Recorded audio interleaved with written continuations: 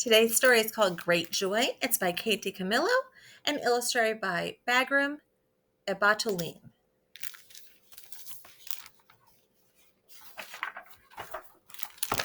Here's our title page.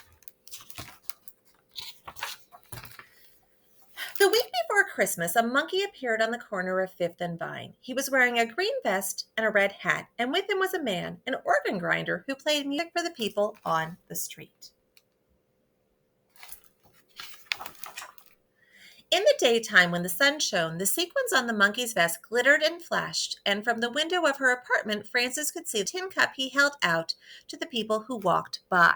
Sometimes, if it was very quiet, for just a minute, she could hear the music. It came across the crowded sidewalk and up through the windows, and even though the organ grinder and the monkey were just across the street, the song sounded sad and far away, like the music from a dream.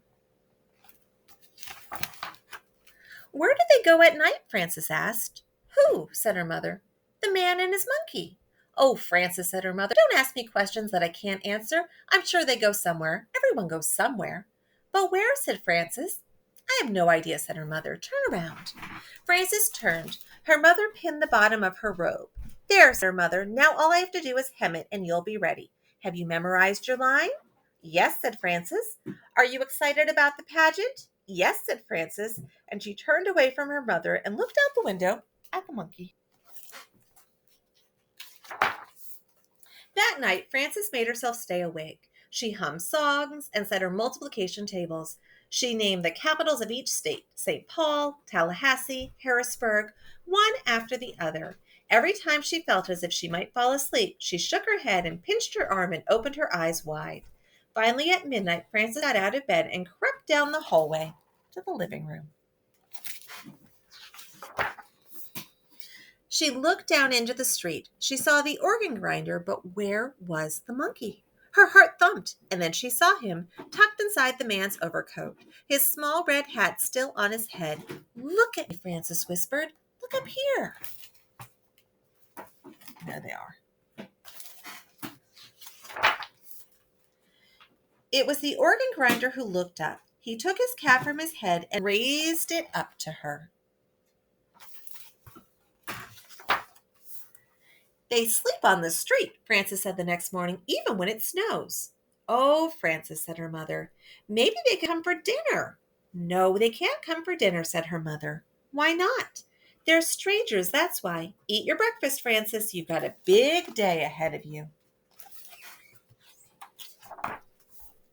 All that day it snowed, but by evening, in time for the pageant, the sky cleared. The snow was so deep that Frances had to wear her boots for the walk to the church.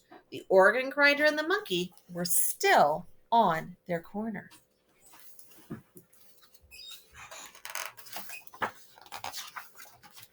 Frances ran up and put a nickel in the monkey's cup. "I'm going to be in the Christmas play tonight," she said. "I get to wear wings, and I have one line to say. Do you want to hear it?" "Frances," her mother said, "we're going to be late. Let's go." "You can come," Frances said, turning back. "The play is at the church. It's just down the street. You can both come." The organ grinder smiled at her, but his eyes looked sad. At the church, everyone else was already in costume. "Hurry," the choir director said as he helped Frances put on her wings. The shepherds walked out first, and then the choir director pointed to Frances. "Now," he whispered. Frances stood very still. She opened her mouth, but the words would not come. "Say it," whispered one of the shepherds. "Say it," hissed an angel who did not have any lines of her own. The camel, which was really two people, swayed nervously back and forth.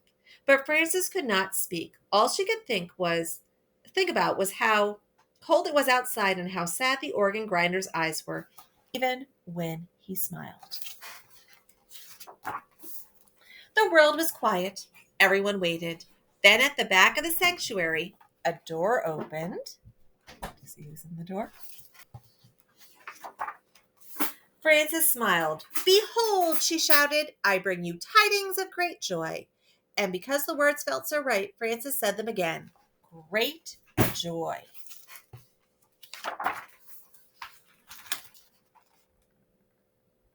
There's no words on that page.